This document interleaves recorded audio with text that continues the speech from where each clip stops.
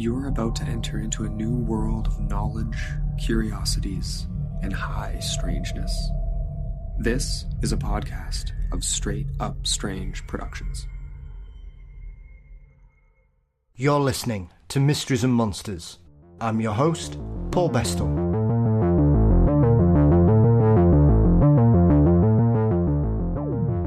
The 1980s ushered in a new era in the world of ufology that launched and killed the careers of numerous investigators.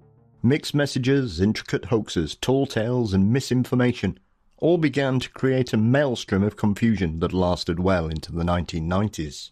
Looking back through this chaos and confusion is Charles Lear, who has dared to fall down the rabbit hole on our behalf. But before we join Charles, don't forget you can support Mysteries and Monsters by signing up at patreon.com/Mysteries and Monsters. $4 a month gets you ad-free episodes, guaranteed releases, bonus content, and more. You can also click the link in the show notes as usual. And thank you to each and every one of you that continue to support the show. Mysteries and Monsters is across all social media platforms. Please subscribe to the Mysteries and Monsters channel on YouTube. You can also visit mysteriesandmonsters.com for news, updates, and information. Our exclusive merchandise store is available through TeePublic. Our intro and outro music are performed by the marvellous Weary Pines. Thank you as always to Dean Bestall for his wonderful artwork. The show is produced by Brennan Storr of the Ghost Story Guys, and Mysteries and Monsters is delighted to be a part of the Straight Up Strange network. The murky world of the UFO scene in the 1980s now awaits us in the company of Charles Lear.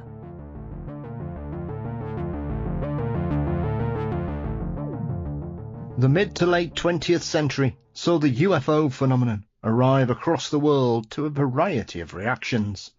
Since those early days of sightings and contactees, the UFO conundrum has evolved to become a many-headed hydra, daring to try and navigate the disinformation, the hoaxers, the real investigators and the law is our good friend Charles Lear, who in his new book, Saucers and Malevolent Aliens, looks back at this UFO maelstrom.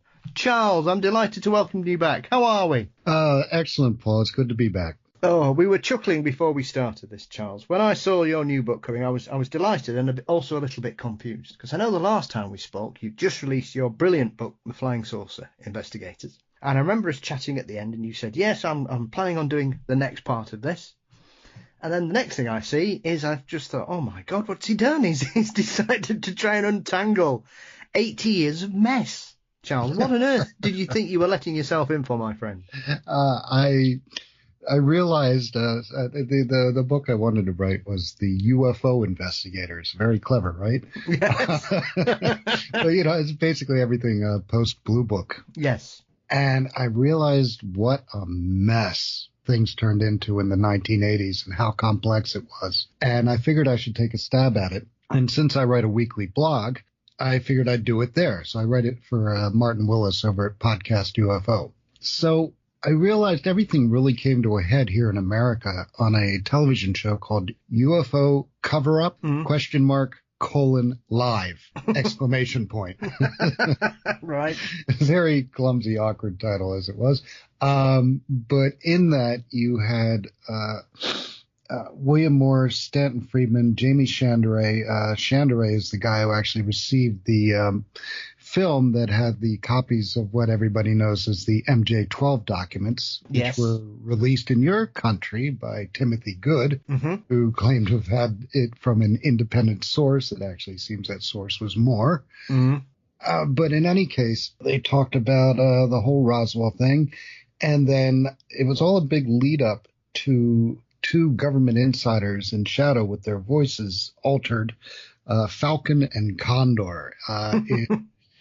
Falcon is almost certainly, although he denies it, Richard Doty, who's the infamous disinformation agent in Mirage Men, who basically his main assignment was a guy named Paul Benowitz, but we'll get into that later. Yeah. And Condor is almost certainly Robert Collins. Robert Collins actually says that he and Doty were Falcon and Condor in his book Beyond Disclosure. Or Exempt from Disclosure. Yeah, that's the one. He actually co-authored it with Doty. And if you look at the Falcon character.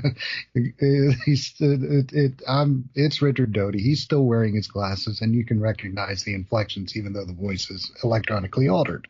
So anyway, the big revelation that came out of that from Falcon was that the U.S. was currently housing, as of 1988, housing an alien, and that this alien was fond of ancient Tibetan music and strawberry ice cream. Yes, yeah, I remember the ice cream. Everybody knows the house. So this all has involves just a whole mess of stuff, and I figured I'd take care of it in maybe a 2-part series. It ended up being a 5-part series of blogs. I'll call Behind the Scenes of UFO Cover-Up Live.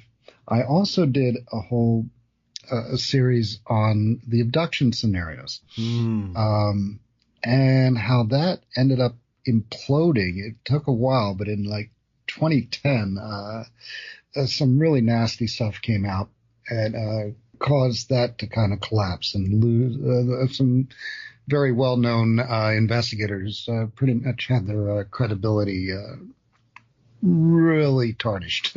Yeah.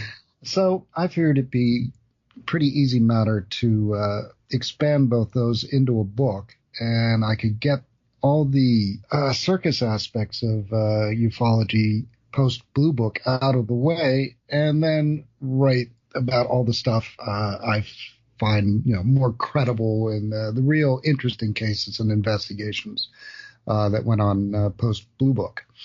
It ended up taking an awful lot of research. And because a lot of luminaries were basically a lot of luminaries in the UFO field end up coming out really badly in this whole story. And I did my research to make clear that, I let the other people basically, other people's words paint the picture of attack these people's credibility, essentially. Yeah. So anyway, when I came up to the big thing I realized was that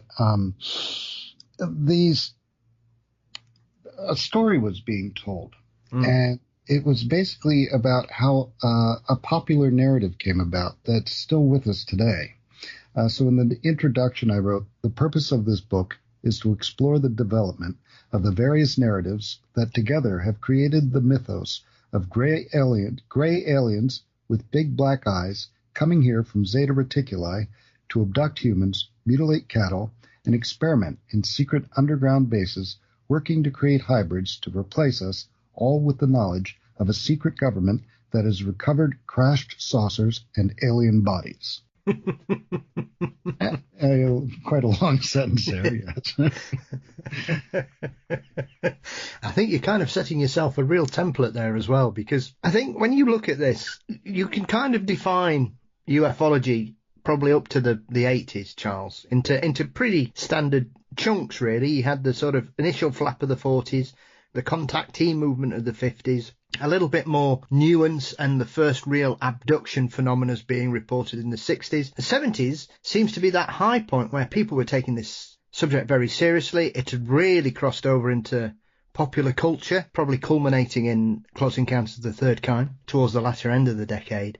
Do you think that because the 70s we seem to have looked at this subject in a very sort of methodical and investigative manner, that the maelstrom of nonsense that follows in the 1980s was inevitable, really, because it had become so popular? Everybody thought, I fancy a piece of that pie. Yeah. Money really came into play. It became an entertainment industry is essentially what happened. The big difference that I perceive is that in the 40s, 50s, and 60s, and even into the 70s, the cases were at the forefront, while the investigators more or less stuck to the background. There were definitely personalities, but they weren't as big as they ended up getting in the 80s. And the 80s was definitely about personalities. And a big thing was I've been doing this for a long time. I'm an expert. Trust me. Essentially, Leonard Stringfield and literally said that in a paper he wrote about crashed saucers, which took the taint off the subject. I'm presenting stories that are essentially anecdotes from unnamed sources, but I trust that my many years of experience will validate all this. Do you think as well, as we saw in the 80s and the rise of disinformation and some of the people who kind of had their noses put out of joint, Charles, because I think they wanted to be more famous than they were being. Bill Moore is a prime example of this, I think, as he was seduced by the dark side, some would say.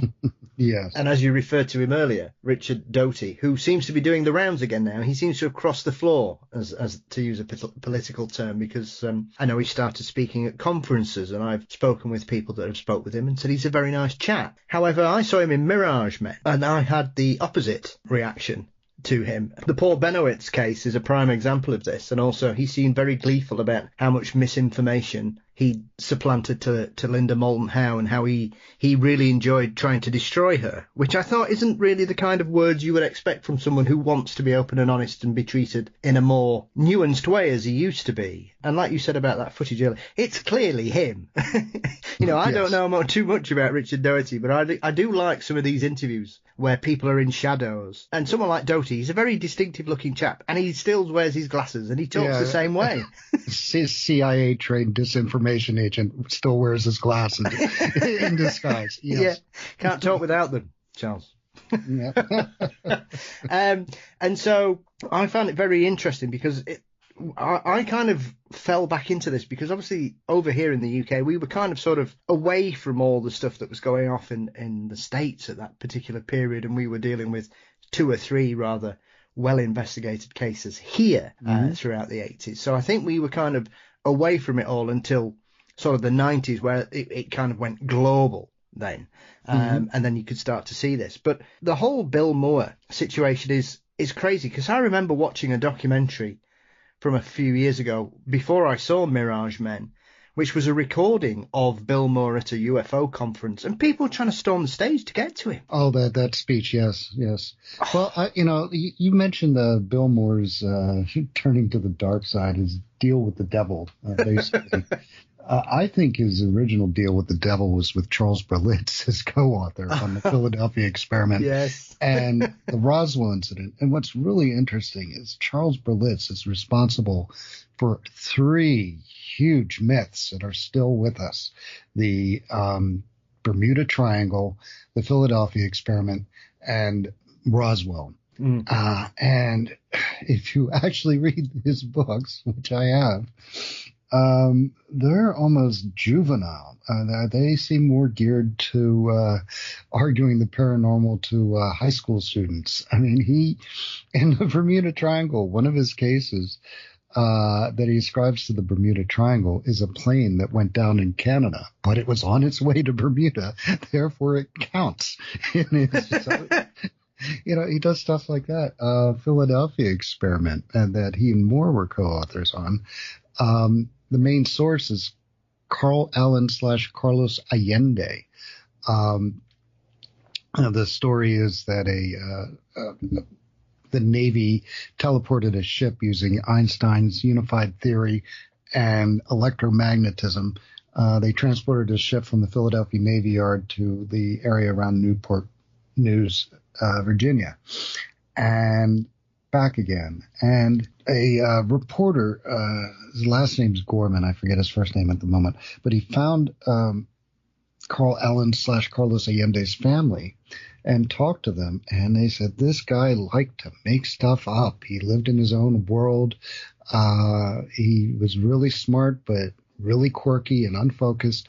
And like one example, they said he faked a heart attack so well that they had to give him paramedics had to give him 3 EKGs to make sure it wasn't a real one. And in order to do so, he read up thoroughly on the heart attacks and symptoms just so he could pull this. And he actually literally came out and admitted this was a hoax once he saw that Moore and Berlitz were making some money off his story because it upset him.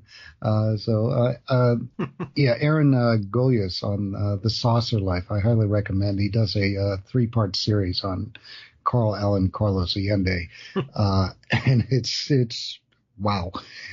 So this is their main source, and then there's actually a section of the book that was literally seems to have been lifted. It's almost, you got to say, definitely was lifted from another pre-fiction book that came out a year before that involves a Dr. Reinhardt, who is shunned by the community because he knows too much. He's basically a recluse because he knows too much about the Philadelphia experiment, and that Moore goes to meet him. In the fictional account, the guy's name is Dr. Reinhardt. He's a recluse in the same situation, and the main character in that book goes to meet him. There's a lazy cat that eyes up the character in the fictional book. There's a lazy cat that eyes up Moore in the Philadelphia experiment. So it seems this part was literally lifted from a piece of fiction and plucked right down into the Philadelphia experiment. So from then you get into the Roswell story.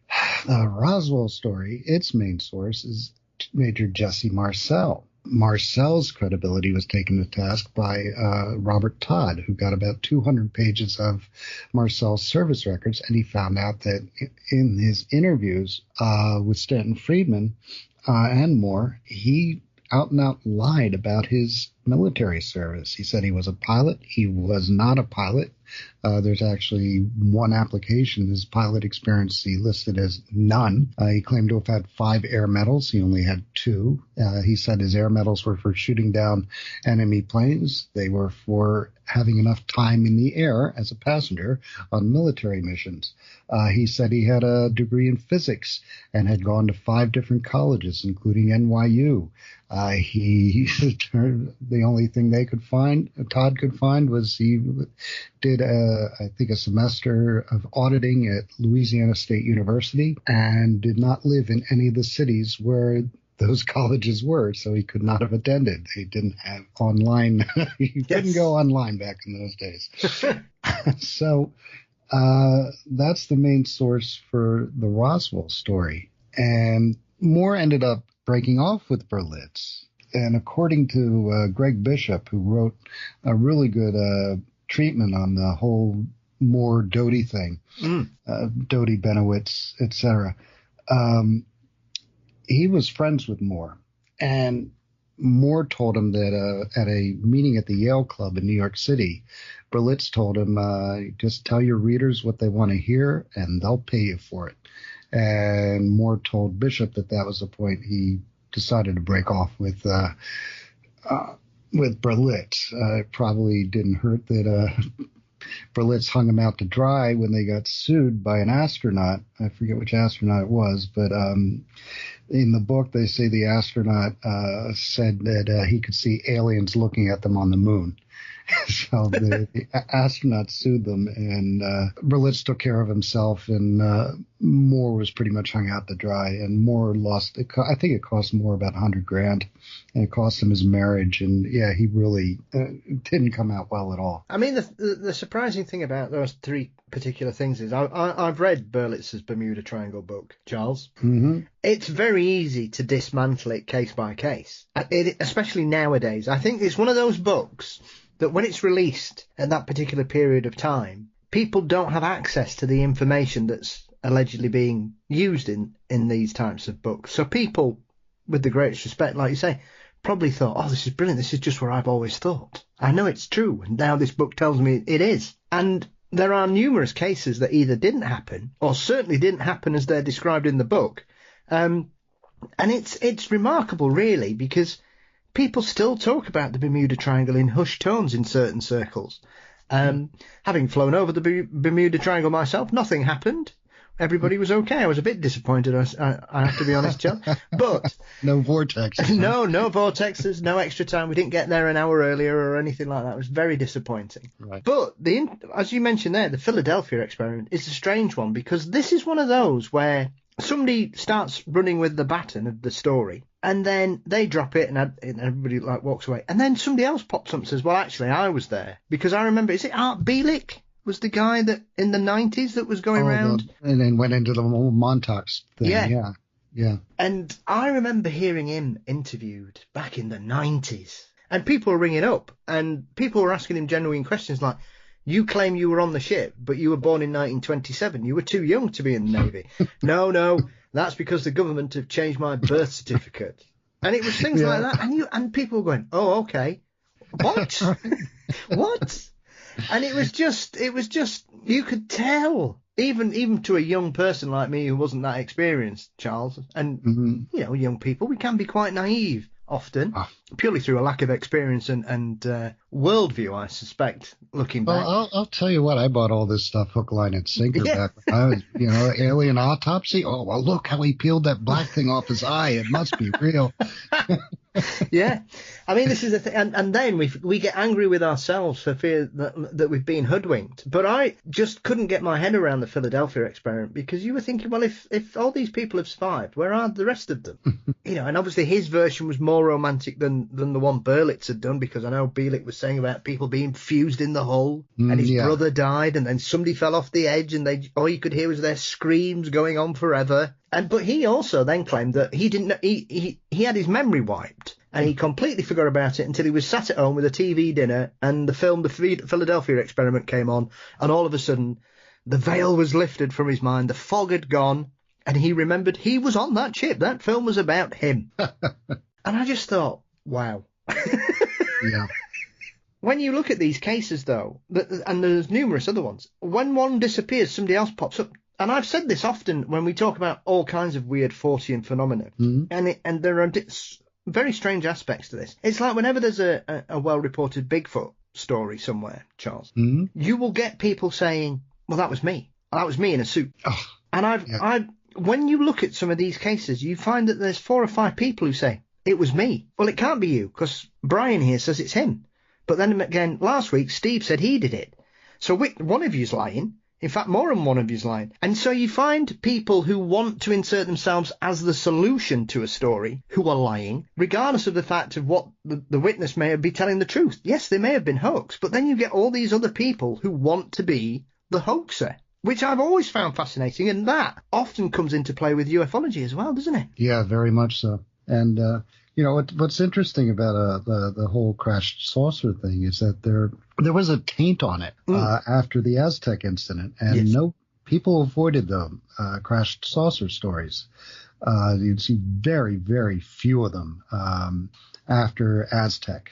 Aztec, New Mexico, basically summing up, large crashed saucer was recovered from a mesa in Aztec, New Mexico. It was it's written about by Frank Scully in his book Behind the Flying Saucers. It came out in 1950, just after Donald Kehoe's book, Flying Saucers Are Real. So it was almost the first saucer book. But in any case, the story is told by Scully that he said he heard from these 2 men who he got the story from. Turned out they were running one of them made himself big in the oil industry. And it turned out they were selling worthless oil leases with what's called a doodlebug operation. Oh, yes. And he claimed to have had the technology from after the Scully's book came out. He came to have gotten the technology from Flying Saucer. And he said he could find oil because of its magnetic waves. And oil doesn't put out magnetic waves. But then they would either sell the device or sell worthless oil leases. And they ended up getting convicted. So they were the main source of this saucer story for Scully. Yeah, Silas M. Newton. Yes. Yes, it's Silas M. Newton. And how can you forget a name? How can we forget a name like that, Charles Bug, between us both? So the story is that they recovered a 99 feet diameter saucer. and all of his measurements were said to have been divisible by 9, from a mesa in Aztec, New Mexico, with the bodies of 16 3-foot-tall creatures with human-like features, reportedly dressed in 1890s-style clothing, and their skin was said to have been charred to a chocolate brown. So after the book came out, this reporter, J.P. Kahn, wrote an expose, and he actually went and, talked to Scully, talked to Newton and Gebauer, and came upon the whole doodlebug operation and the oil schemes he was running. So he wrote an expose, and then later people came out. He wrote people started coming out saying they had been taken by these guys, and so Kahn encouraged them and wrote a follow-up article basically talking about how he found one guy who was willing to bring Gebauer and Newton to court, and he was taken to the tune of $250,000 in late 1940s money. So they ended up getting convicted in Denver. Yeah, that really put the taint on the Aztec story and crashed saucer stories in general until Leonard Stringfield, who was a very respected researcher who had been around since, he was one of the first, since the very early 50s. And he actually had a direct line to the Air Force at Dayton because he lived in Ohio. And Wright-Patterson Air Force at Dayton, so he's able to talk to the guys at Project Blue Book. It's probably Project Sign when he started talking to them. Or Gretsch, I think it was Sign. In any case, he wrote a book about that, and then he also put out a magazine called Crifo. After, I think it was a radio interview, I think it was with Frank Edwards, who wrote Flying Saucer Serious Business. He became an overnight sensation, and he couldn't get enough newsletters out. He had to enlist the aid of his whole family. So he was a big deal, but then he gave up his saucer research organization fairly early. It just became too much for him, I imagine. And but he did end up staying within the community and wrote another couple of books. He wrote a book about his time with the Air Force and his investigations around that time. He wrote another book called Situation Red, and then he wrote a whole bunch of papers about crash retrievals. And the first of these he presented at the 1978 MUFON Symposium, and it was titled Retrievals of the Third Kind. And he describes the whole Aztec story. Anyway, he talks about the Aztec story, saying that it was put down so completely, either on purpose by the men in black, or just fell on its own story, that nobody would, people stayed away from crash reports. The story got resurrected by this guy, Robert Spencer Carr, yes. And he was a retired professor who taught mass communications at South Florida University and was a director of research at Disney Studios. And he made the news in 1975 when he brought up to the Aztec story and said it was true. So the Aztec story got up again, and Stringfield got in touch with him, and he writes, the CRIFO stands for Civilian Research Interplanetary Flying Objects. So that was Stringfield's group. Yeah. And the publication he put out was called Orbit. So he talked to Carr, and Carr told him that there were 12 alien bodies instead of 16. They were wearing tight-fitting clothing instead of clothing in the style of 1890. And they had heads that were large for their bodies and eyes that were slanted instead of looking like small humans. He also said that he knew a nurse told him that she was dead at the time of Stringfield's writing. A nurse had assisted in the autopsy of these. So an autopsy story comes out of this as well. Mm-hmm. But Carr's son, Timothy Spencer Carr, wrote an article basically saying that his father mortified him and his mother by telling outrageous tales to friends and strangers. And he said his fathers insisted the stories were real, and you, by God, had better pretend you believe them or face wrath and rejection. In any case, this Stringfield presents the whole Aztec thing in his paper, and has a whole bunch of other stories. And he says he acknowledges that the cases he's presenting, without names to back up the informant's testimony, can be construed as hearsay, and tells the reader that he must make my stand on the merits of my credibility, which he trusts has already been established in my 29 years of research.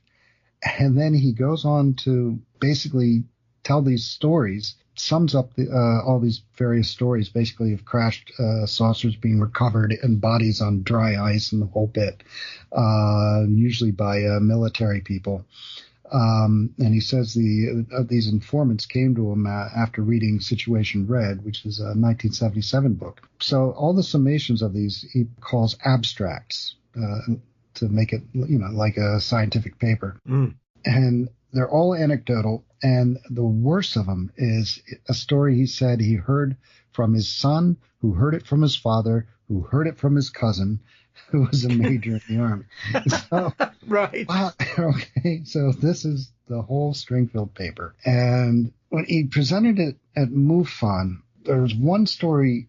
Well, the paper at MUFON is different from what ended up getting published. It got published in the July and August 1978 MUFON Journal, and in the volume 25, numbers 4, 5, and 6 of Flying Saucer Review, the British magazine, starting with the July-August 1979 issue. And this was revised, and in it, what was added that wasn't in the symposium presentation was a story he got from a guy named J.M., who was Jesse Marcel. He never says it in the paper, but it's Jesse Marcel. He's from Houma, Louisiana, and tells the story of finding fragments of metal and parchment strewn over a 1 mile square area. The metal fragments varied in size up to 6 inches in length, but were the thickness of tinfoil. The fragments were unusual because they were of great strength. They could not be bent or broken, no matter what pressure we applied by hand. So this is the first time the Roswell story comes out, though he got the story from Stanton Friedman, who came upon Jesse Marcel when he was when Friedman was on a lecture tour, and on a radio. He was doing a radio show, and he got information that there was this guy that had the story, so he went and interviewed him. Just prior to the Roswell story book coming out, Marcel can be seen telling this story in the documentary UFOs Are, all capital A-R-E, Real, which is the title of the lecture Stanton Friedman went around with for most of his life. So that's where all of a sudden the stage was set for the Roswell story to be taken seriously by ufologists. I think when I look back at that period, because obviously I have to say, by about 1999, Charles, I never wanted to hear the word Roswell ever again. Yeah, me too. You and everybody, yeah. Because it baffled me. And yet here we are, 25 years later, and regardless of our conversation, it still pops up. I still get people who ask me when I'm going to do another show on it. It's remarkable how long this story, because as you say, I mean, my first sort of introduction into Marcel is you can basically trace it when it starts to appear, because I remember him being on an episode of In Search Of towards the end of that particular series, which must have been, I don't know, 1979, 1980. So it's around the same time that everything was coming off. So he'd obviously come over. And for me, I've always looked at things like Roswell and thought, why has this particular case continued to be perpetuated when, in my personal opinion, I think there are far more valid encounters and sightings and experiences that people have had over the years that have a lot more witness testimony, have far more credible witnesses, are, in most cases, the witnesses are still alive, Charles. Yeah. Do you think that's one of the benefits of Roswell, is that the fact it happened so long ago that the loose strands that people can pull on to get to the truth have withered away, really, because hardly anybody who lived in Roswell at that point is still alive. And now we're getting second-hand, third-hand, fourth-hand testimonies. It's people talking about their parents and their grandparents as telling them things, but there's no real tangible evidence. It's all like dust in the wind, really. Yeah, it's a good yarn.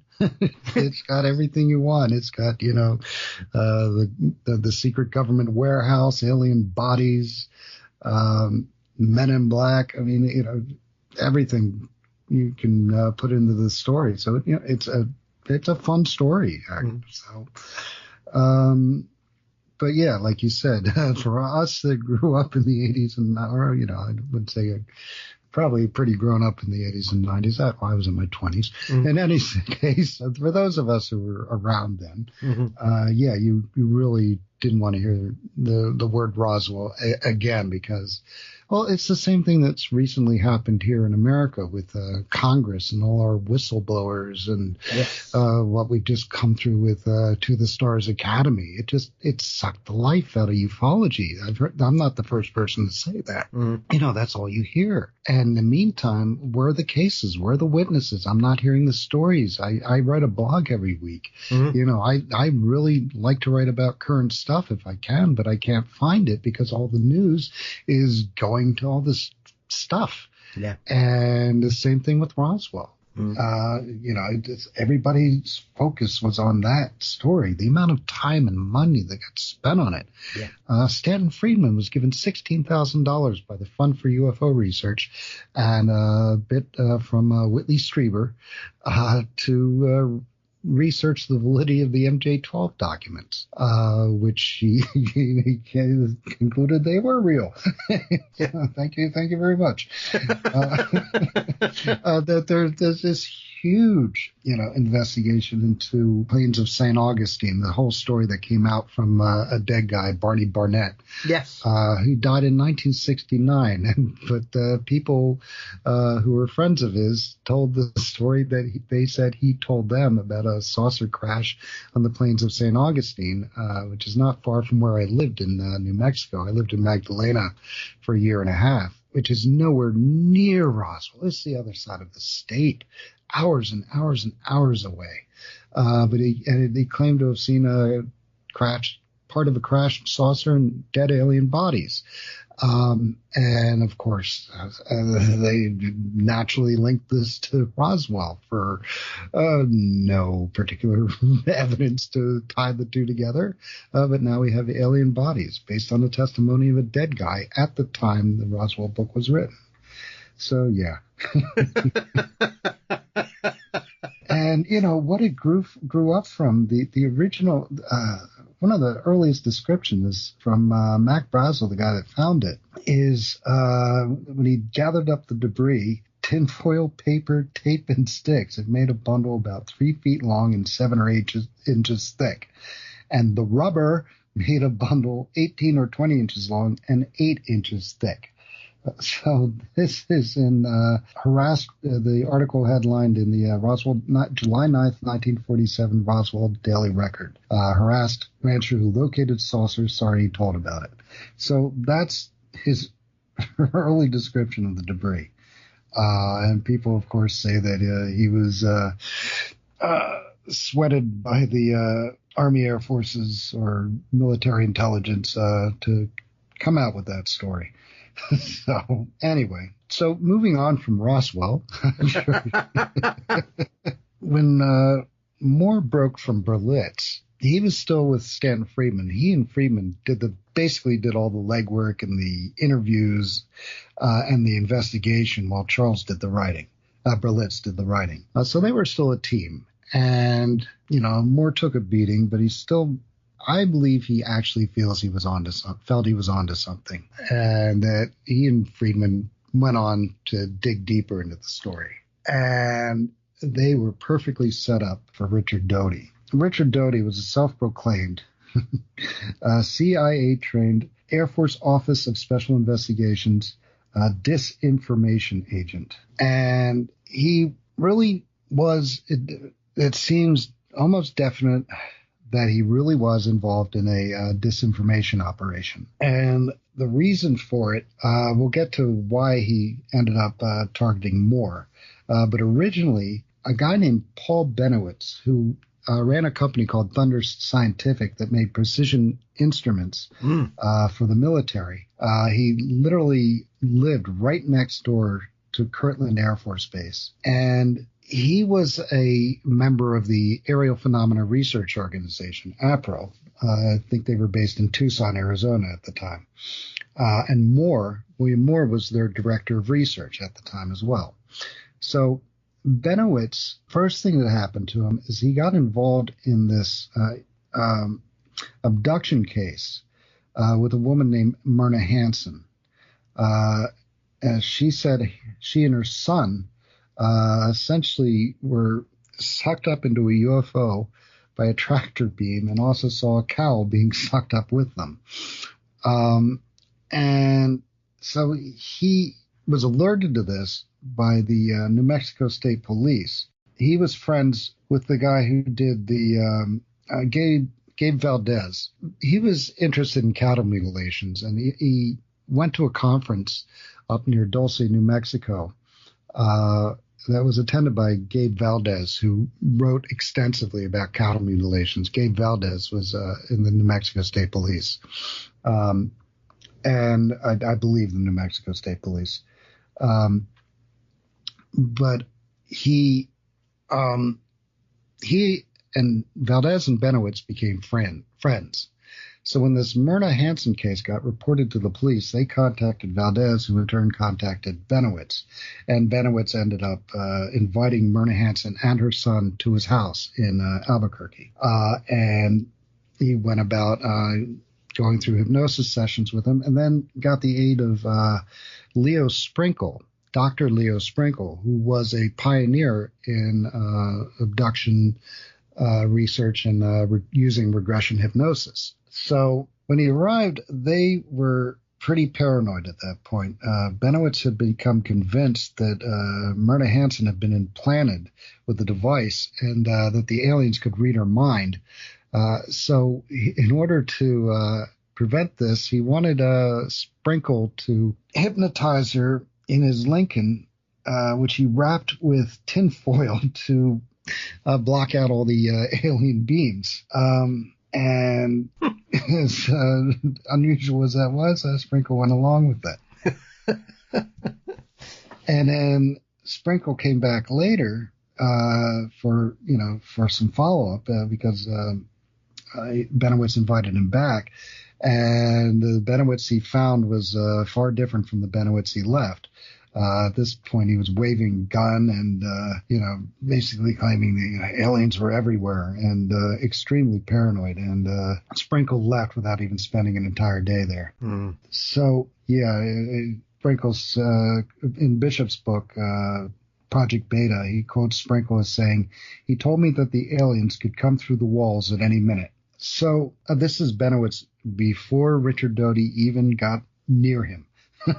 Yeah. So what happened is, on top of this, he thought he was seeing strange lights around the Manzano weapons storage area, which was the largest nuclear weapons storage area probably in the world at that point. And they also did a lot of testing in the area as well around Kirtland Air Force Base. So he was convinced he was seeing lights there. So he started set up all these cameras, movie cameras, and he also set up electronic surveillance equipment to catch radio signals. And he caught a lot of unusual ones. And being a good citizen, he also, had friends at Kirtland. He alerted the security at Kirtland and said, "I think you have a security issue. We should talk." And he said, "Well, they sent Doty out to see him, and Doty sees this surveillance equipment and he becomes rather concerned." As you would, yeah. Yes. But then Benowitz ends up being invited to go to Kirtland to give a presentation. And it's there that he says that he's got footage of flying saucers, basically, and he's in contact with the aliens who are flying them because he's basically he programmed a computer that in a way that he was convinced was decoding the alien messages. And so he was convinced he was in contact with the aliens, and he gave a whole presentation at Kirtland Air Force Base in front of some really high brass. So they didn't, call him crazy or dismiss him, or they just said, okay, thank you very much. We'll take that under advisement, essentially. Yes. But after this, and the idea that they would encourage his belief in aliens to get him off the idea that what he's actually surveying is secret military testing. Yeah. And possibly able to compromise military projects. And this is at a pretty hot time during the Cold War. Things had just heated up. I think the Russians had just invaded Afghanistan around this time. In any case, things were tight. And if you look into the Freedom of Information requests where flying saucer groups and UFO groups are being investigated by intelligence agencies, it is almost always because they're concerned that these groups that are seeking top secret documents about UFOs might actually stumble onto documents about sensitive military operations and projects and pass them on to the Soviets and other adversarial forces. So that's usually the major concern with intelligence groups investigating UFO people. So in that light, it makes a lot of sense that Doty, part of Doty's tasking, besides controlling Benowitz, is also to look into APRO.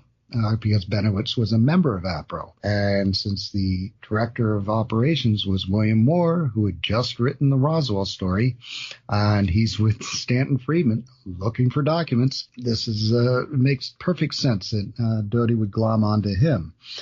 And Linda Moulton Howe also makes sense because she was interested in cattle mutilations and was also interested in she was in contact with Benowitz as well, and she was just about to come out with a documentary about UFOs, and she had a contract with HBO at the time. So the concern would be that some sensitive information would turn up in her documentary as well. So in my thinking, it makes sense that these three people definitely were of concern for the people at FOSI. Air Force Office of Special Investigations, and that Doty was specifically tasked to deal with this. So along the way, he enlists the help of Moore and says, look, I'll give you inside information on what we know about UFOs if you'll give us inside information about the UFO organizations and the UFO community, and are willing to share a little disinformation now and again. And this is the deal Moore said that he went for. He actually admitted this. And Doty also talks about this in Mirage Men. So this is the beginning of the interaction with Doty and Moore and Paul Benowitz. And as to why they would, instead of telling Benowitz, hey, be a good citizen and stop electronically surveying Kirtland Air Force Base. Yes. Moore is quoted as saying that this was like a waving a red flag in front of Benowitz, that it would just make him dig all the deeper. So according to Moore, it made a lot of sense that they would just go the disinformation route and totally discredit him. Benowitz did end up in a mental hospital. Most people tend to say that it's because of Doty. Along the way, besides thinking that there were flying saucers and aliens in a Mazzana weapons storage area in Kirtland Air Force Base, Benowitz was also convinced there was an underground base at Dulce, New Mexico, Archuleta Mesa. And he'd been up there with Gabe Valdez, and Valdez showed him a lot of lights and stuff up there. The story is that Doty took him up in a helicopter. Doty wasn't a pilot either. Doty was a passenger, but he arranged for the helicopter and that they flew over. The story is that Doty planted props around the area and would point them out to Benowitz and say, yeah, look, you're right, Paul. There is an alien base here. Gabe Valdez claimed that Doty said that that he did this, and Valdez said that no, this wasn't done. But there was apparently some clandestine military activity actually in the area, so that was another reason for them to convince Benowitz that there was a underground base there. And Benowitz ended up writing this whole manifesto called Project Beta. Everything in caps. Every single letter in this thing is caps, which gives it just a psychotic urgency. And it's just the most paranoid rantings you'll ever believe. I mean, you'll ever see. And at one point, he talks about mixing alien and human and cattle DNA to essentially feed the aliens and create hybrids, and just all these. Yeah, it appears the humanoids are fed by a formula made from human or cattle material, or both, and they are made from the same material by gene splicing and use of female encounter victim's ovum. So it's not even very coherent. Yeah. And at one point he suggests damming up a river he said they were dependent on for water, and that they would all fly out from their base. And when they flew out, he said they could zap them with a beam weapon that he had developed at Thunder Scientific that would freeze them in the air while they were dealt with. Yeah. So he sent this to senators, all the UFO community, and even President Reagan. So, yeah, he ended up in a mental hospital. And many people believe Doty was responsible. He certainly didn't help. But it was many years. It was quite a few years after Doty first got a hold of him. I think he ended up in a hospital in 1988. And this all really started in around 1979, 1980. Yeah. I think probably 81 by the time Doty got a hold of him. But in any case, he is now hooked up with Moore. Moore actually was tasked with passing a document called the Aquarius document to Benowitz, and Benowitz never passed it along, so it didn't do any good. The Aquarius document is a document.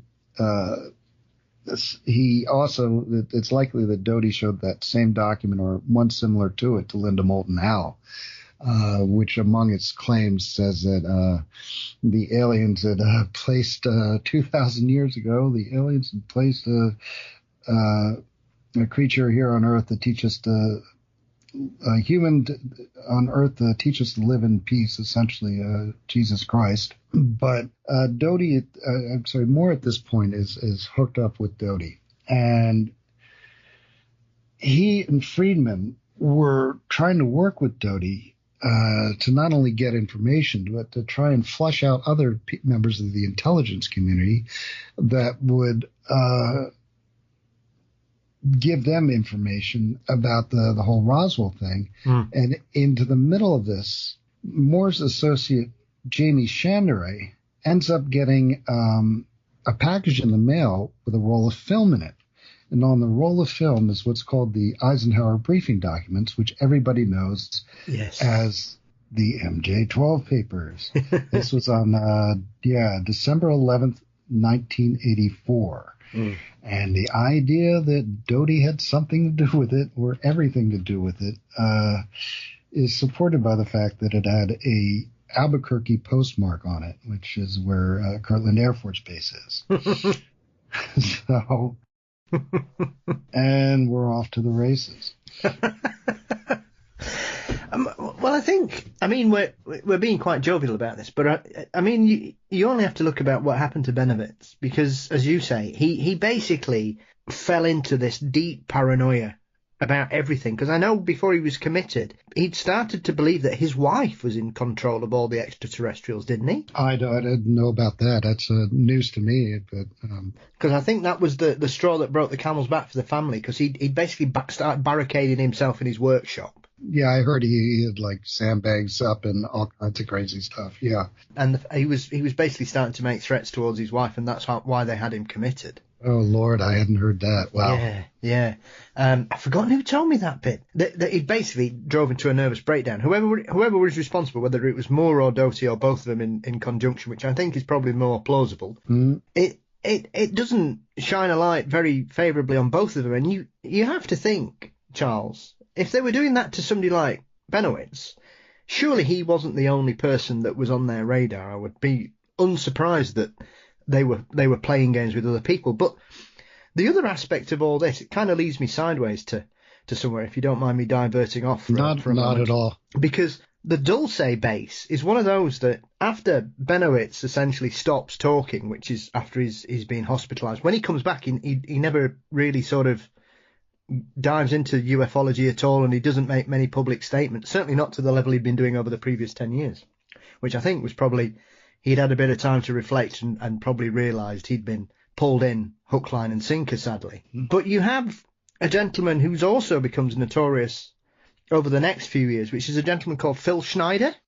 Right. Now, Phil Schneider's story, I see every sort of couple of years pop back up and people go, this guy was telling the truth and the government took him out, they murdered him. Because obviously Schneider was one of those people who he claimed he worked at Dulce, didn't he? Yeah, he claimed he was a geologist, engineer, and that he worked on the construction of deep underground military bases, and that he worked on the one in Dulce.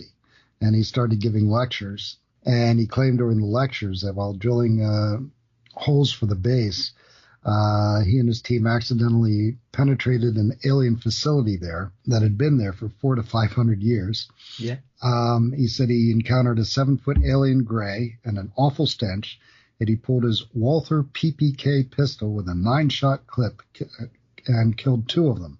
And he says in response, an alien waved his hand in front of his chest and a blue beam opened me up like a fish. And then he displays his left hand, missing 2 fingers and part of a thumb, and says the beam burned them off. Right. Yeah, and he was giving these lectures in front of survival groups, and the one I looked at was given in 1994. Preparedness 95. And the introduction in that is Phil is one of only 3 survivors of the famous alien-human war at Dulce, New Mexico, and Los Alamos underground bases where 66 government agents and workers lost their lives in August of 1979. Now, Norio Hayakawa, who was a real conspiracy guy, he just fairly recently died, I think just last year. He looked into Schneider's background and he posted his findings. He found that he lied about his security clearance, his education, being a geologist, and that he suffered from self-inflicting, self-mutilating psychological disorder, mental instability, and illness. So you can actually find his FBI file, Schneider's FBI file, dated March 21st, 1975. There was an investigation because the Bureau was alerted that he was in possession of radioactive material and attempting to make a nuclear device. In the file, it says he was a patient at Damisch State Hospital in Wilsonville, Oregon, from July 30th, 1968 to January 29th, 1969, characterized as schizophrenic with chronic differentiated traits. And under stress, Schneider would mutilate himself for self-attention and had amputated 2 fingers and a thumb. The radioactive material was uranium ore, and he had told the agents that he had 300 pounds of it stored under his bed and that he got rid of it, disposing some in the trash and selling or giving away the rest on the advice of his landlady and his uncles. He claimed to have since suffered from nausea, hemorrhaging, and soreness in his extremities. So, yeah, and he was found dead, and this is the weird part. He was found dead in January 17th, 1996, in his Wilsonville apartment. And during the autopsy, they found that because he was rather portly, so his neck probably hid this, but they found a rubber catheter hose wrapped 3 times around his neck and half knotted in the front. So that's essentially how he died. Now, there are certain practices that he could have been indulging in with strangling himself, but I don't really want to go into that. Yes. But, it's essentially, it was determined that by the medical examiner that he committed suicide by wrapping the hose around his neck. And he was also, on top of everything else, he was also a frequent user of hard drugs. He was a heroin addict as well, wasn't he? I didn't see that, actually. Yeah. I know he battled with this, but it's remarkable that when you look at that, the FBI file clearly tells you what happened, and then 20 years later, it's been shot off by an alien. Yeah. Yep. Like I say, I'm still amazed that people bring this up. I think this is one of those that, because there's not much footage of him, Charles. Yeah. Because I think there's only 1 or 2 videos available on YouTube out there of him actually speaking. I think I've seen the same one you referred to earlier. I think that gives it a whole, because it is, and also the fact it was a very messy death scene. Yeah. I know certain members of his family think he was murdered. Certain members of his family think, no, he took his own life. I know one of his family was actually a serving police officer who was very annoyed that certain people in the family were saying he'd been murdered and the authorities hadn't investigated, because he was basically saying, they're saying I can't do my job and I've helped cover it up, which is remarkable that's still, and here we are, nearly 30 years on from him passing, and he's really quite a small ripple. I think he's one of those people you've really got to get into ufology in the 80s and 90s to stumble across Schneider. But when you look at Benowitz, he kind of leads you into that pathway, because he's the one that seems to pick up this Dulce-based story and run with it after Benowitz has dropped out of public sight, really. Mm-hmm. Yep. Yeah. And you still see Schneider's name it pops up in forums, call him a whistleblower who died for his cause, essentially. Yeah. But yeah, what I discovered along the way with this whole thing was there's these feedback loops that started going on that really started with Doty. And Moore was working on a book with Bob Pratt based on his interactions with Doty. And Pratt had suggested that it be fictionalized so they don't have to vet all the information, and Moore begrudgingly went along with it. Unbeknownst to Moore, Pratt was taping started taping their telephone conversations because, he started thinking there was something a little fishy about Moore. Yeah. And they presented Barry Greenwood and Brad Sparks presented a paper about all this at a 2009 MUFON symposium. So Brad Sparks and Barry Greenwood, they presented a paper called The Secret Pratt Tapes and the Origins of NJ-12. And what they found was that the MJ-12 papers, for instance, I think Friedman had said that he and Moore were giving Doty every bit of information that they were coming up with during their investigation. And all the names they gave him turned up in the Eisenhower briefing document, like Hillenkoetter and so the all the names that showed up on the Eisenhower briefing document, they essentially gave to Doty, and then they show up on the document. So Sparks and Greenwood described there being a feedback loop going on where they would give information to Doty and Doty would give information back to them. Well, this also, along the way, made more contacts within military intelligence, and he and Chandray gave them bird names. And this created the whole mythos of the aviary. Some of the names were Ernie Keller-Strauss as Hawk, John Alexander, who a lot of people might have heard associated with the remote viewing program over here, as Penguin, Kit Green, Dr. Christopher Kit Green, who was in charge of what they call the CIA's Weird Desk, Blue Jay, Dr. Hal Puthoff, who showed up in the To the Stars Academy, and was also involved in the remote viewing program as Al, and Dr. Ron Pandolfi, It was said to have been a Pelican.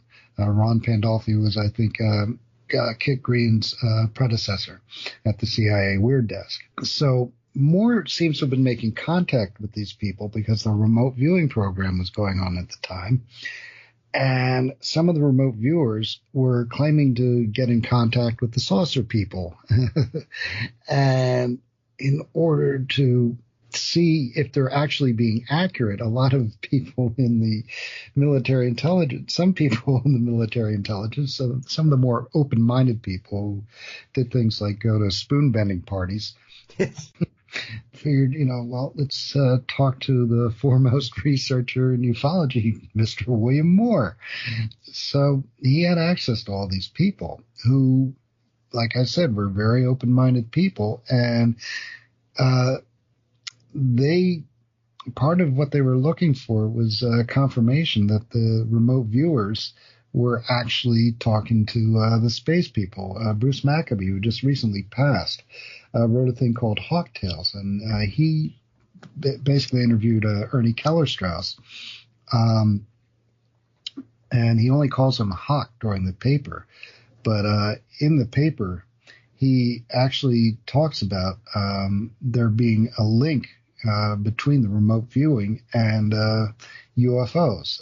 He says it was not exactly welcome for ufologists. So what started happening is, you can see it in the paper written by Maccabee, is that Kellerstrauss hears from a guy who heard from a guy, but they're insiders, military insiders, and then he tells another guy who's a military insider, who tells another guy who's a military insider, who tells a ufologist like William Moore that so there's all these stories start running around, and because they're coming from military intelligence insiders, or military and intelligence insiders, they seem to take on an air of credibility. And this was what Moore started running with, Moore and Friedman started running with, and it all came to a head in UFO Cover-Up Live. Goodness. It's even when you're trying to sort of break it down, Charles, it's just baffling how many strands and tentacles there are to each of these particular individuals, and how they're entwined, and who said what, and who supplied what, and who did where, and where did this come from. It makes my head hurt sometimes just to think about it. Yeah, it took everything I had to stay focused on this, and not go on down all these various rabbit holes. Just to tell the story as best I could chronologically. Yeah. And I cite my sources in text instead of footnoting, just to to help the readers stay focused as well.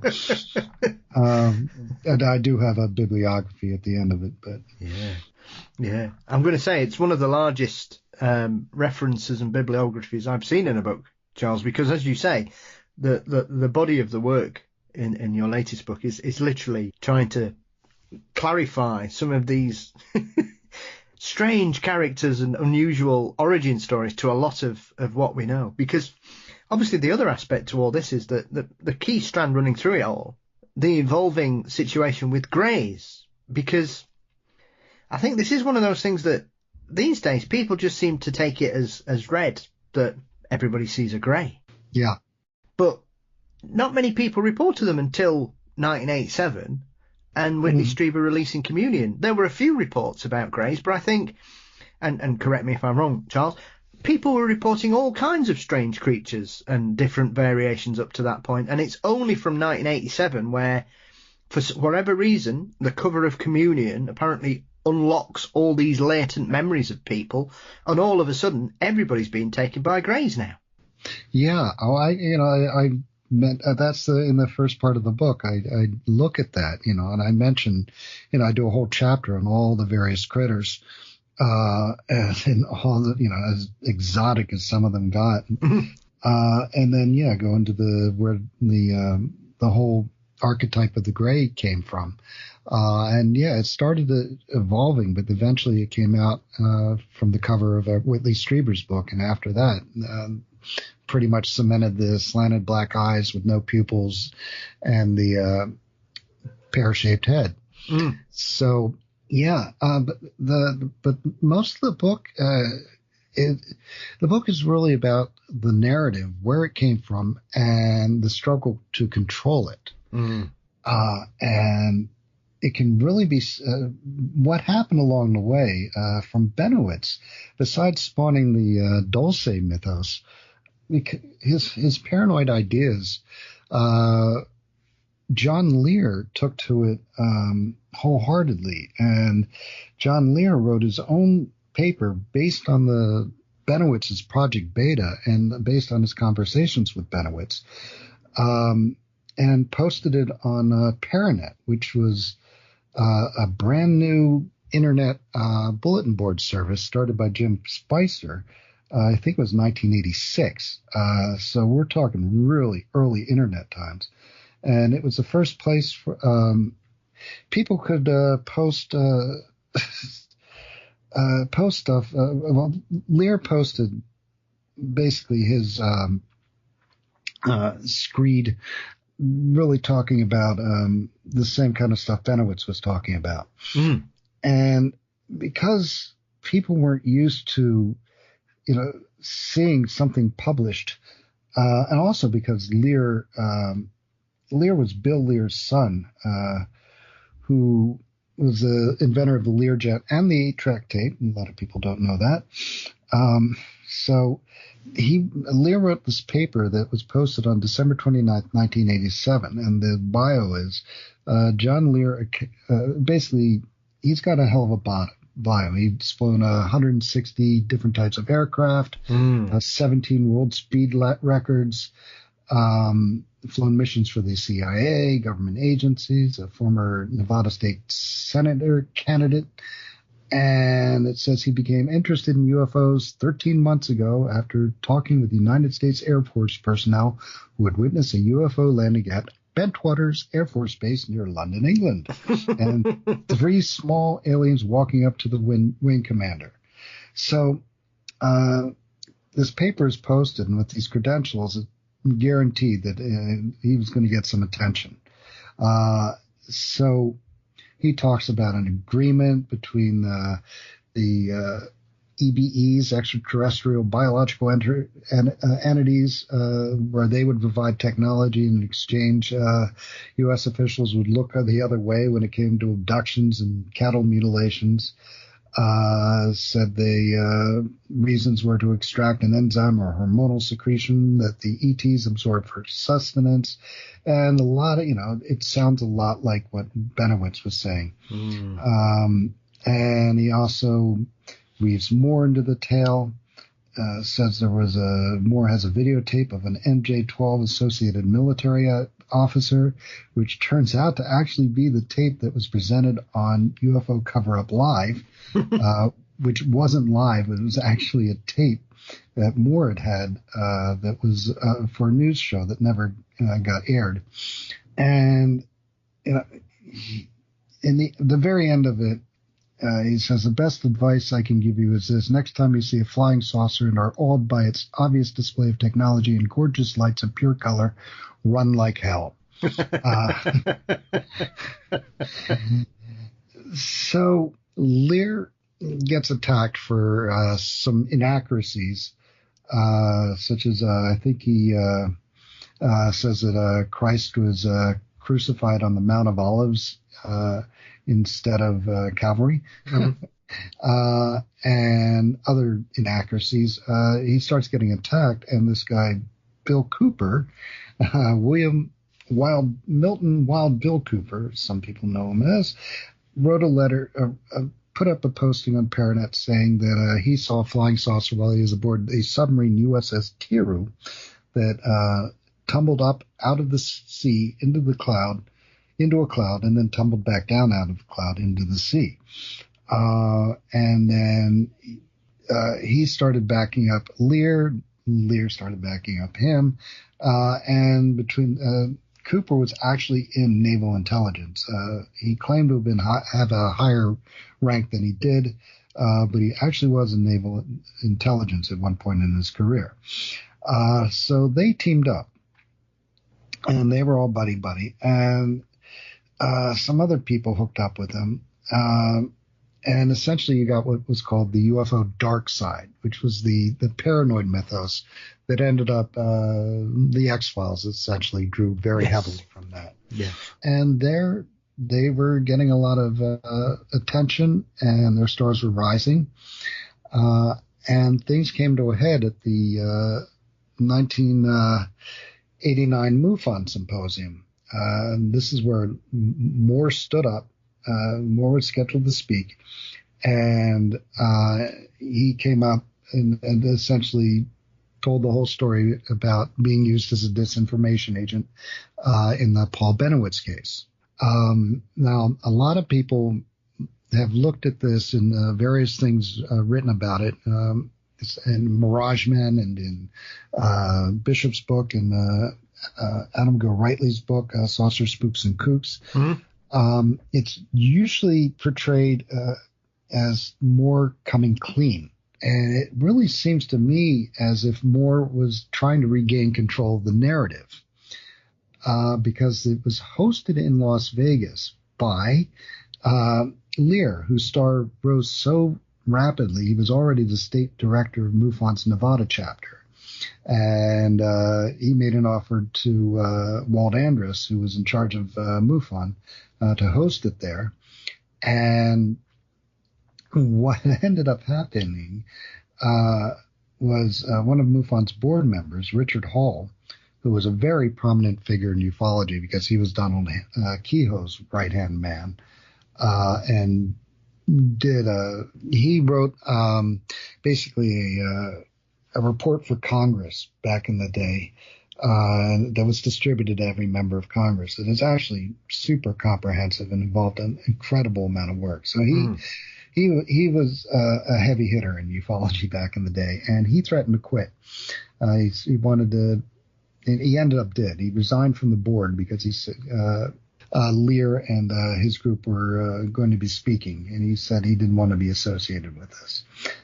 He said you wrote a letter to Andrus saying you seem to be going for the colorful and the spectacular rather than for the critical-minded approach of science. You even expressed the view, in effect, that having a panel to question Lear critically would be good showbiz and the highlight of the symposium. So he quits. Andrus is afraid other people are going to, fearing a mass exodus from MUFON, basically told Lear and that he and his buddies weren't going to be speaking. But you can still host, John. Lear threatened to take the whole thing down the street and do his own symposium. And a compromise was reached where Lear rented his own hall in the same hotel and charged $10 a head for people to come hear him and his buddies speak.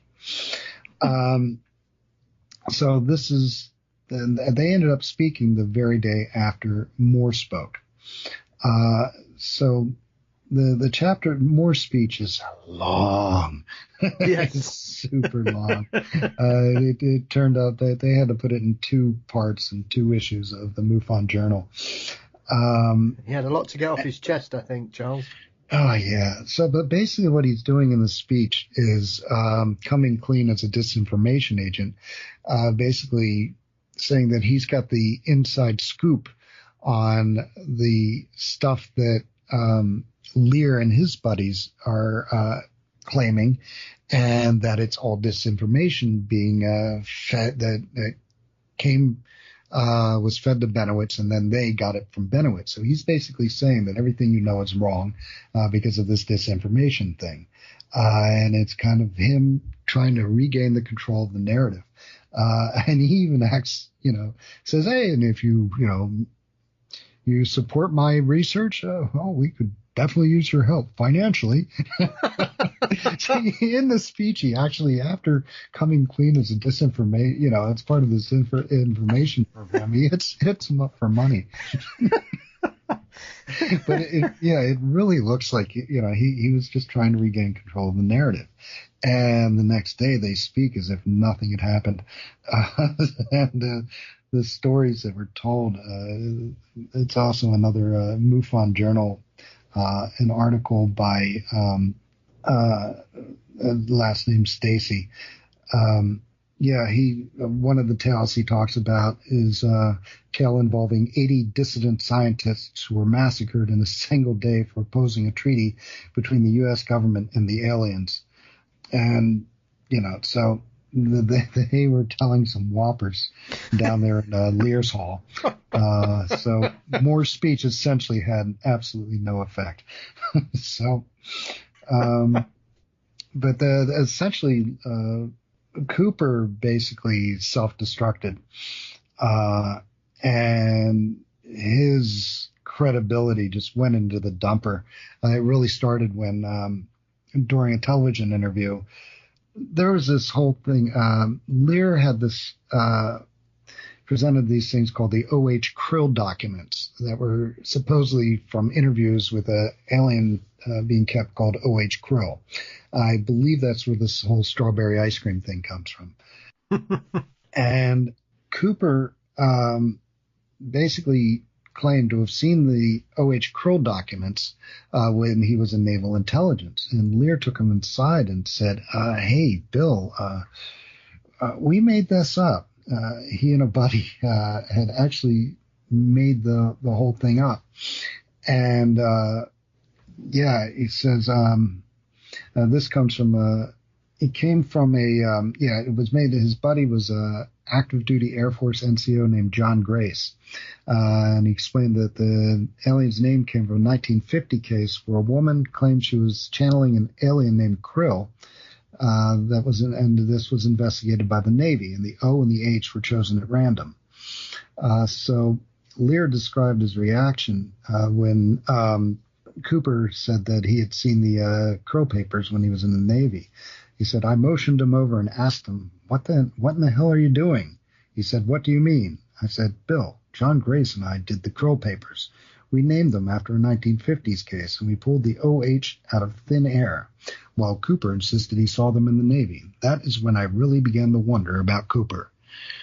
So he told this story. Lear actually told this story at another interview, and Cooper was furious.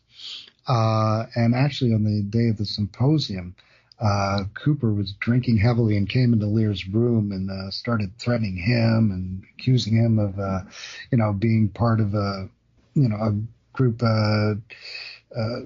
coming to get him. And it got really ugly, and Cooper was really shaken. Lear was really shaken during the symposium, and apparently not talking. Yeah, it said, the more he drank, the louder this is Lear talking. The more he drank, the louder he became and started slamming his hand down on my desk. His girlfriend was there, and I thought she might try to temper him, but did nothing. He told me that anyone that tried to cross him would regret it.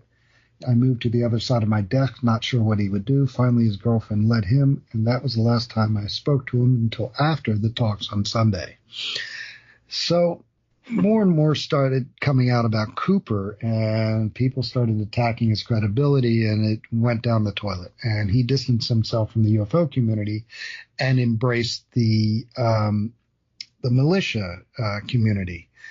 And so he started lecturing in front of militia groups, saying that the whole UFO thing was a conspiracy to take our minds off of what the government's really doing with the Trilateral Commission and all the whole one world government thing. Yeah. And finally, he started refusing to pay his taxes because he said it was unconstitutional, and things were building up. But he ended up somebody, I think, was parking too close to his property, and he came out and threatened him with a gun. And this guy went and complained to the police, and the local, this is in Arizona, the local Arizona police confronted him. A gun battle ensued, and Cooper ended up being shot to death. And that was the end of Bill Cooper. And then, Lear went on to introduce the world to Bob Lazar. And things just went on from there. Well, have you got 3 hours left? No, I actually, but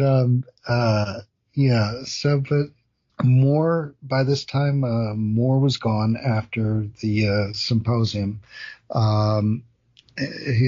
He just faded away, and he shows up once on Don Ecker's program. I'm sure he showed up another couple of times, but he definitely was tarnished.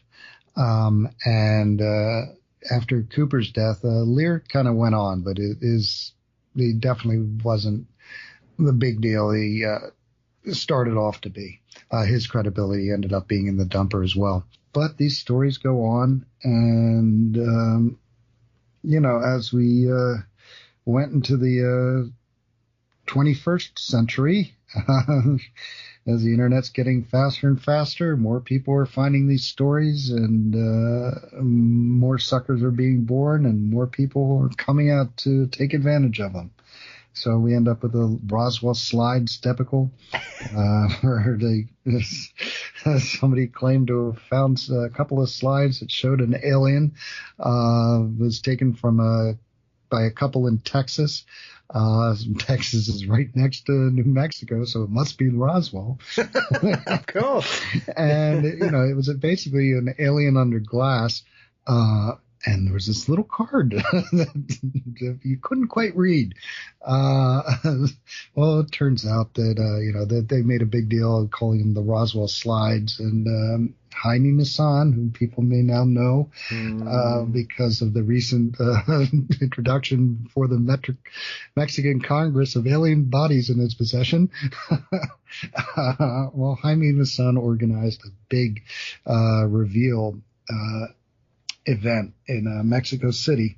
I think they charged as much as $200 a head, and they revealed the slides. A group of ufologists, I think they call themselves the Roswell Slides Group, looked into it, and one of them zoomed in on the card and was able to enhance it, and it read mummy of a 3-year-old boy, or something like that. But it was definitely a mummy.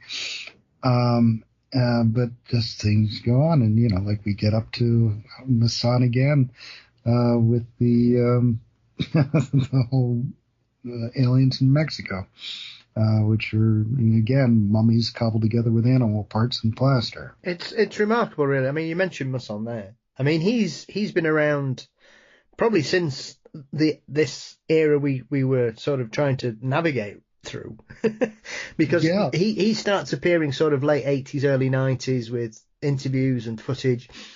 There is a brilliant list out there on the internet. I'm not sure how you can trace it, but I've seen it a couple of times. I know what you're talking about all the lists of the hoaxes he's been a part of. Absolutely. But it just shows you, especially, and we're talking about people 40, 50 years ago and now, and it's the same modus operandi, really, Charles, isn't it? It's unprovable claims, allegedly remarkable footage, physical, tangible evidence, and when you delve into it, it's all misinformation. It's all smoke. It's all smoke and mirrors. And yet people still take some of these characters seriously, and you just think, how many times does somebody have to be proved wrong for people to stop listening to them? And for some, it seems it's irrelevant. It doesn't matter. Yeah.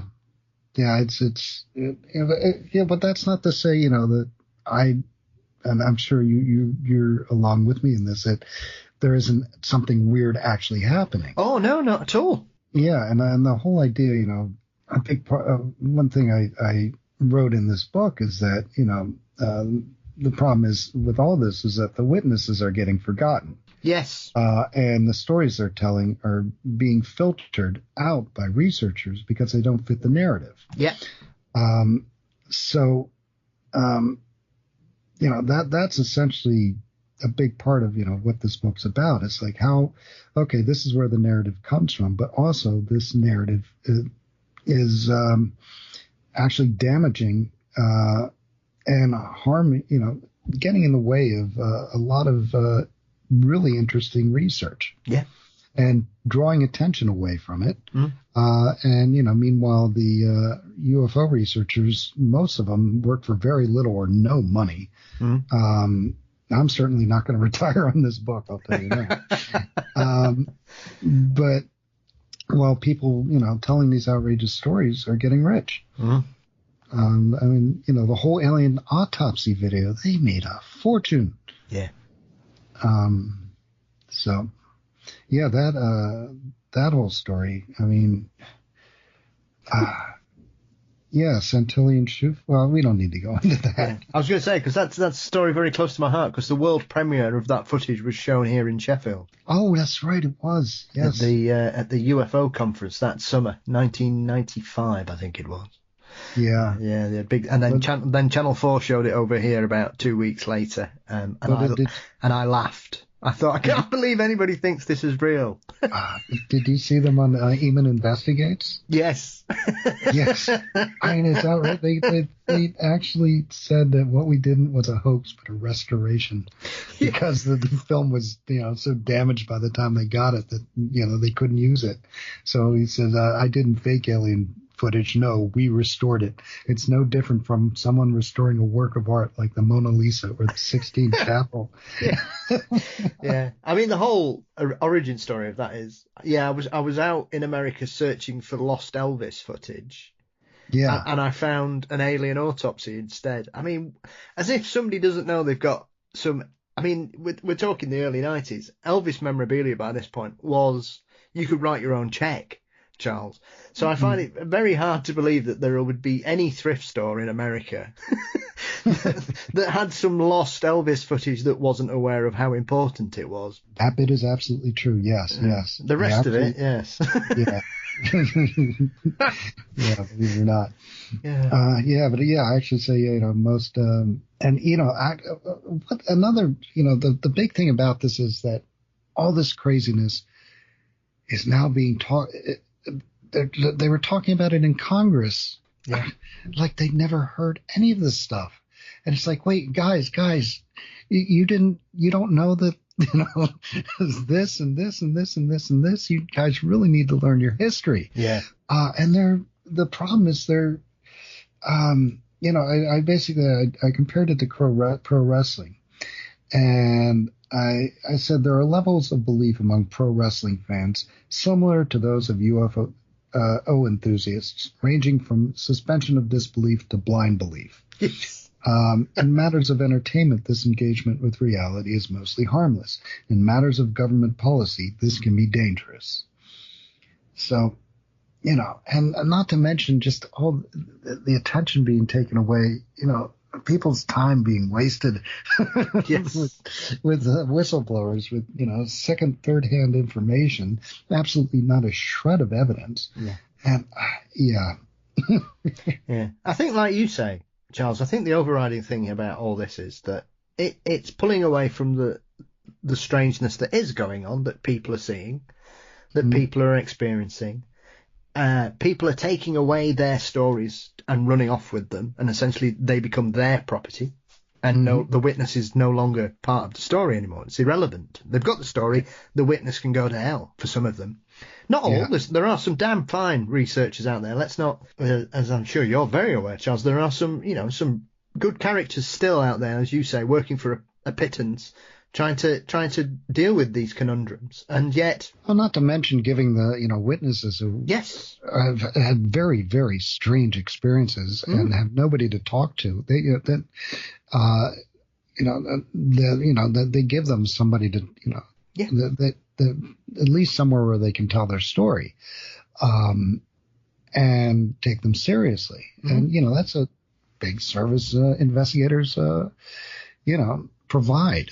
And I have a coworker whose in-laws, they're actually just now being interviewed by local MUFON, and they claim to this is this guy's wife and his father-in-law and his mother-in-law, and he's my coworker.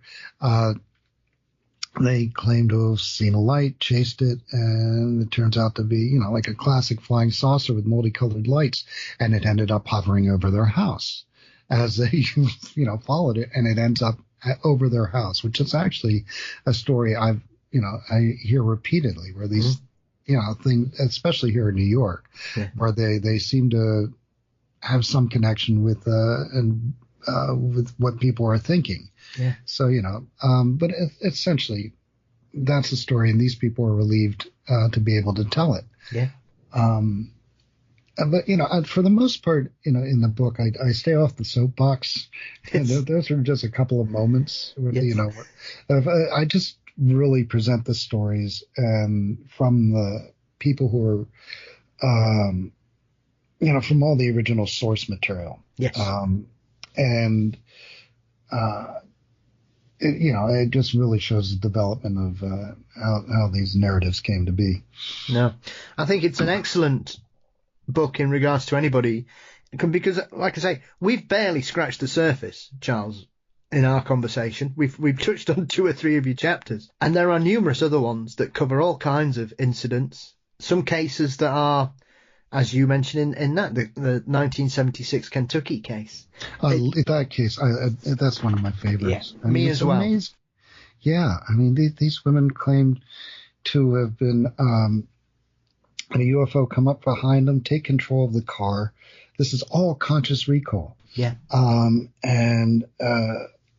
The car was going up to 85 miles an hour. The 2 other women screamed at the woman driving to slow down. She held up her foot to show them. Driving. They ended up with burn marks. At one point the car's the back end was picked up.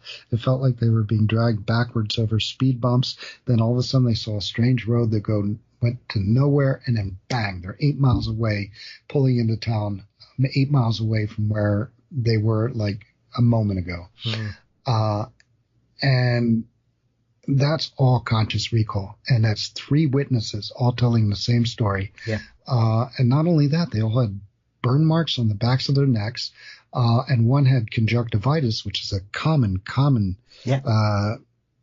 physical effect among UFO witnesses. One had conjunctivitis so bad that she ended up going to seek medical attention for it. So that's an amazing story. And it really seems like something strange definitely happened to them. And that whole, because it was investigated by MUFON, the Mutual UFO Network, Center for UFO Studies, and the Aerial Phenomena Research Organization. And they were all fighting. So between the infighting and witness leading, they really cocked the story up. The whole investigation just got messed up to the point where a polygrapher said, well, I can't tell what they really experienced. I can't tell how much the investigators actually influenced what they're saying after they were put through a hypnotic regression.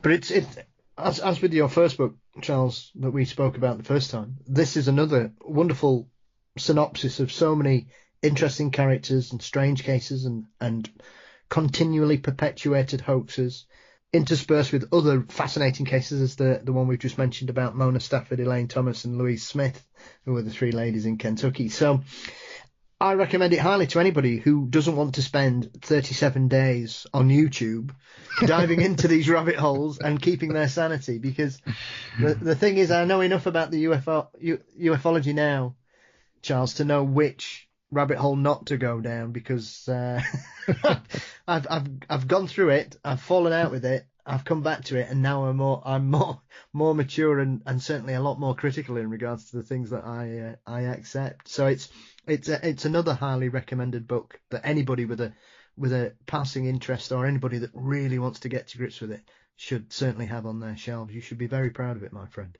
Oh, right on. Thank you very much, Paul. It's good to hear. No, that's very good. So listen, before I let you go, and thank you again for fitting me into your schedule, sir. I know you mentioned your workplace earlier. Now, is this true, Charles? Because you are someone who has a deep love of ufology, but has unfortunately yet to see anything strange. Correct. But when it comes to other Fortean things, do you have a resident ghost at work? It's funny you should mention that. I take naps. I put on at lunch. I put my feet up on the desk on my workbench. Yeah. And believe it or not, I go to sleep listening to. I put on Motorhead because it just drowns out everything. Yeah. And for some reason, I managed to go to sleep listening to Motorhead. Yeah. I guess it's kind of like white noise. But in any case, my coworkers often have to wake me up by jiggling me or tapping the bench. Charles, it's time to get back to work. Lunch is over. Yeah. And there were these occasions where I felt somebody jiggle my feet. And I'd open my eyes and say, "Oh, thanks very much." And there's nobody there.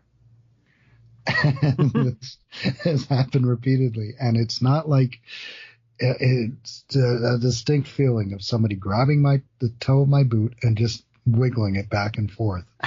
So that's very interesting. So I think, yes, I'm counting that as a ghost encounter. Absolutely. It works for me as well. I completely concur with you. Oh, it's a nice one though, isn't it? Yeah, it's a very probably a former supervisor. Yeah. Oh, brilliant. Well, Charles, as always, my friend, it's an absolute pleasure speaking with you. I can't believe it's been so long since the last time we had a fascinating chat. And once again, you've spoilt us with your conversation today. Where can everybody get a hold of this book, your previous work, and follow your blog, my friend? Oh, it's all on Amazon.com for the books. The blog is podcastufo.com. And I do one every week that Martin posts on the site. And I also do an audio version of it that Martin puts up on his YouTube channel. Brilliant. Well, I'll put links to everything in the show notes as always so people can track you down. And thank you again, Charles.